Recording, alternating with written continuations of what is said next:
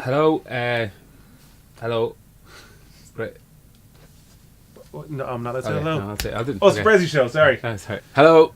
We're Hello. here in Camden Studios doing the Blizzard's third album, which only took us another 6 years since our last album. We took our time over Did you it. say third album or third? Third album. Third, We were allowed 2 dad jokes a day, and Phil has just had 3. So we're going to pass on that. But we're here to talk about some of the technical aspects of what we use for the album. Phil's producing it. And to kind of go through some of the pedals that Musicmaker very kindly gave us to make this hopefully sound a little bit better. we should look at this pedal first. This Phil can't get enough of this one. I want this Which is- Musicmaker. So this is the Ampeg SCR-DI, which is it's like an Ampeg SVT head. So it's kind of like a speaker emulation built into one. So it's just a fantastic DI first of all to record your bass, but then it sounds huge and dirty and nasty. So that's good for the Blizzards. We went through. We had an Ampeg the 8x10 cab and the SVT head as our bass, and actually we had loads of options in the bass, loads of different amps, and we actually stuck to the exact same amp, the same guitar for the whole record. So it was a P bass we used with the Ampeg. But this, for me, one of the things that this has done is how I want a lot of the choruses in these songs is to that kind of almost 90s Weezer lovely warm distorted bass, but doesn't lose that warmth of it, and that's what it did for me. And clarity, has a bit of zing in it as well, so it cuts through. It got that where you're kind of almost, the bass almost sounds out of tune when you hit the when you really go at it, and it rattles, real rattly sounding bass. And I suppose one of the big influences for this record is those, I suppose, 90s rock, Weezery, Fountains of Wayne, Jimmy Eat World kind of sounding stuff. And that's I think we got with this pedal. Really good pedal, massively and very reasonably priced as well for DIs. Cause some bass DIs are ridiculously expensive and they sound absolutely cat. Yeah, it's great quality. But that really worked and it was on every track. Every single track. 12 tracks. So Mighty. thumbs up from the Blizzards, Camden Studios, and Me. what's your name? Philip Magee. Philip, yeah. Another pedal that was really important with the writing of the album, one of the things that I did was I reinforced the lead vocal melody with guitar lines all the time. So every time I was in a lot of the songs where I was singing the lead vocal, because I'm a shit singer, I had to add them to. You're meant to go, no, you're not. But I basically, I wanted the lead guitar to back it up a little bit and to make it a bit more epic. And for that, we did a lot of single line stuff rather than big chordal stuff. And with the single line stuff, there's lots of kind of octave pedals out there, loads of options in octave pedals. I was using a Pog for a while, but it didn't have the same effect as this Electro Harmonix Super Ego. Don't make any jokes. And it's like a custom pedal, is it? it's custom. You're fucking hilarious, Phil. But we basically use that. I think it's on every track. It's on every track. The great thing about this is obviously you've got your you've got multi effects, kind of synth effects, but you got anything from like rotary sounds to 2 different tremolo sounds. We use the pitch sound a lot in this, but it's the options you have with the pitch and the effects and the attack and the decay. You can actually, an awful lot of good octave pedals don't have that option on it, so it gives you a lot cleaner. You don't get that slightly wobbly chorusy sound. It's a great modulation pedal, but it's super new age. So like even the tremolo sounds, it's not meant to reproduce like a Fender tremolo or anything. It's very new age, very modern, in sync. And there's so much stuff going on. There's trems, there's ring modulation, there's pitching, delays. Yeah, it's a fantastic little tool. I still don't even know what it fully does. Well, that's the great part. Which is the gliss pedal. We thought it was like kind of gives it a bit of a gliss sound. We don't know what it does, but we played with it a lot, and we just definitely works. I think the key to doing it is kind of convincing yourself you know what it does. Yeah. And then everyone else believes you. Go with confidence. So you know exactly what you're doing. But make sure it's turned on. The gliss thing is going over our heads a little bit, but the rest of it is rocking. I think for me, and I use them live, the best pedals I think out there at the moment personally are the Earthquaker devices. I think I use this live. This changed my live setup massively. One of the things we did do with this record is I love amp distortions. I think amp distortion always has that cleaner, more fundamental sound, and we're using the orange heads and driving them, and it's hard to beat that distortion for what we're trying to do. Exactly. But this is, for me, the options you have from a distortion pedal. You've essentially an array of tube screamers in one pedal. From a live perspective, that has huge elements. I'm usually, when I'm playing live, I'm for every different song you have a different drop, or you have different kind of, you know, bandwidth of distortion. You want to have different sounds, and usually up to this point I was using an EQ pedal a lot to get that kind of different sound live. But this pedal is unbelievably versatile.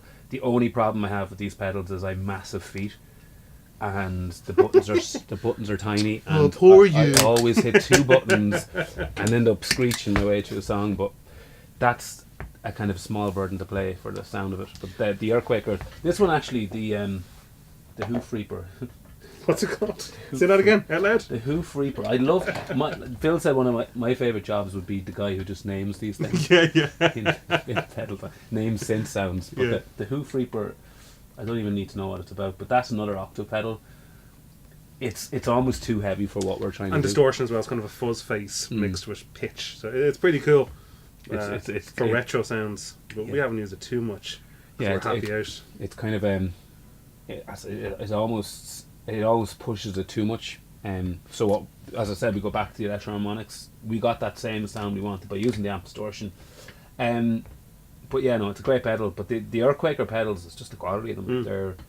They're the one thing I always find with most distortion pedals I would have used is, and anyone will tell you, it's losing that depth, the weight of the drop, especially in moments you're playing live and you're expecting, and just goes just narrow, thin and narrow. This, from an EQ perspective, is the best probably distortion pedal I've ever got. Yeah, I'm seeing them a lot in the studio, especially in the last year. I see them all the time now, so they must be doing something good. It's nice colour as well, which nice. is immensely important. The other pedal we didn't use a lot because, once again, it's an amazing pedal, I think, for the more inventive guitarists, and we have to be clear, like with this album, we're not trying to be that immensely inventive with our guitars. What? We want really. Now you tell me. We want big sounding guitars. We had a very clear plan on what we wanted to do with it, but like this pedal is quite odd. It makes insane sounds. The pitch bay. Yeah, and it's we haven't fully worked it out, but it's one day. If we're out, keep it for a bit longer. Once again, it's my foot is not going to play ball. That's the problem. But it's to be honest with you, the reason I suppose we haven't really explored it is because this was just so strong the minute we started. And then the compressor does what it does. I mean it's a lovely looking pedal. It's really simple. You have the option single coil and humbucker on it. Most compressor pedals can be slightly noisy, and if there's a frequency that's a bit harsh, a bit gainy, it seems to just really accentuate, especially with the guitars we're using not single coils, but we don't need too much compression for this. We're letting the amp kind of compress before the cleaner stuff. It's pretty cool. It's the only compressor pedal I've used live. I had another compressor pedal and it just didn't work for me at all. But then again, and once again, a lot of the stuff that we would do wouldn't get massive benefit out of compression live, but in studio these are the options. We actually kept it very simple. As I said, most of the power came off the amp, and also I think it was important with studio, for us anyway, at this, like for me, you can pedals and amps and all you want, it's performance, and the art that isn't gone. You know, an awful lot of what we're hearing on the radio now is so polished and so clean, and regardless of the performance, it's gridded, and I think what we wanted to do with this was just make it a little bit more performance based, and I think we've managed it to this point. We have, just about. For me, the whammy pedal is it's probably the most interesting guitar pedal in the world. I think you can do crazy stuff with it if you're inventive, but I think what we were using it for a lot was because, as I said, we were using a lot of lead lines backing up the vocal, and just at certain moments of those lead lines we wanted to change the guitar so everyone knew there was a guitar there, and that would be a simple, just at the end of a phrase towards the end of a chorus or whatever, we just hit the whammy and you get that kind of sound. But it's also great for those kind of wild moments where there's a moment in one of the songs where it like we actually, the last two records we used whammy a lot and harmonizers a lot to get those effects, but with this one we use it quite a bit. But there's quite a bit of guitar-ish, wouldn't say solos, but quite a lot of riffs. There is, where we let, but it's almost illegal to put guitar riffs into pop songs now. I've cleared it. It's okay. I've spoken to everybody. You can't put a guitar solo No, into a song. that. It's not the 90s anymore. So, but we've been bold and we've put a few solos in. The session guys play it for us. One of the big things is, once again, in this album, we use the same amp for literally every song, and each guitarist. That's not an experience I've had before. Yeah, you used the orange, the blackhead one. What's that called? The Jewel Dark. The Jewel Dark. Yeah. And then Justin used the TH30. And it's just been fantastic. They're amazing amps. Yeah, it's strange because like you're so used to. Sometimes having a lot of choices is a pain in the arse as well, because you start plugging in stuff and you start. Choice is evil. Choice is evil. But those, from all our singles that we've done so far, now this entire record, those two heads. It's just those heads and the orange cab. We used the same cab, which was the Jewel Dark cab 4x12, and we haven't moved it. We haven't moved the mics. It's been the same, which from a studio perspective, once again, is really unusual, because like, an awful lot of albums we hear now, they kind of amps, different sounds, and we kind of wanted that kind of same, and we used the guitar we ended up using, I mean, for pretty much everything was the Strat, the American Deluxe Strat. With the humbucker. And I wouldn't touch a Strat 3 years ago. I hated them, and somebody gave me this guitar and to try it out, and it's the heaviest, meatiest, most well behaved guitar. Grab it there. Do you have to give it back now or anything? No, it's mine. I bought it. And with this guitar, which is the deluxe, obviously with the humbucker, and you know, it's been on it's on every track. Yeah, it's a beast. It won't go out of tune. It's just stunning through those pedals and that amp. But I highly recommend. It's been really good to us. People who haven't used Strats in the past, who swear they've never tried them. This unusual one with the click-in humbucker only, so it turns off the tone and the volume, doesn't it? It just comes straight in the humbucker.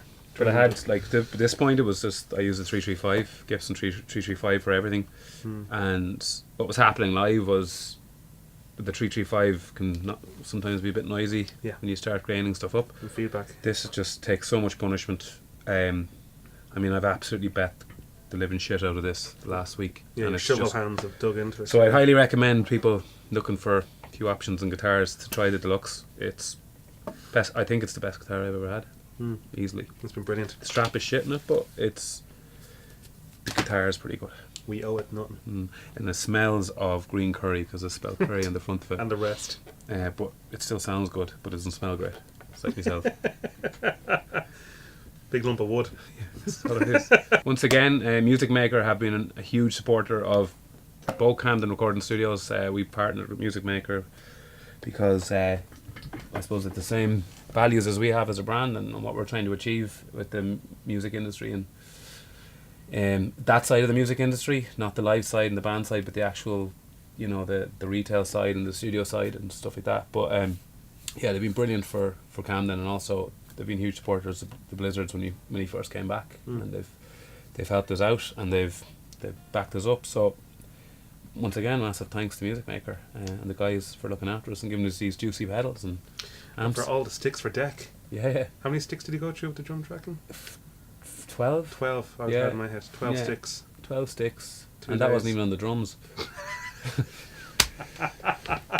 So thanks a million for shouting out for us, because it was huge support, and I think this album it was a big call for us to make. We weren't sure we were going to do it, and any band or any artist out there that makes a record, respect. It's a tough thing to do, regardless of whether you enjoy certain music or not. It doesn't matter. I think anyone who makes a record deserves respect, and I love the process, and hopefully people like it.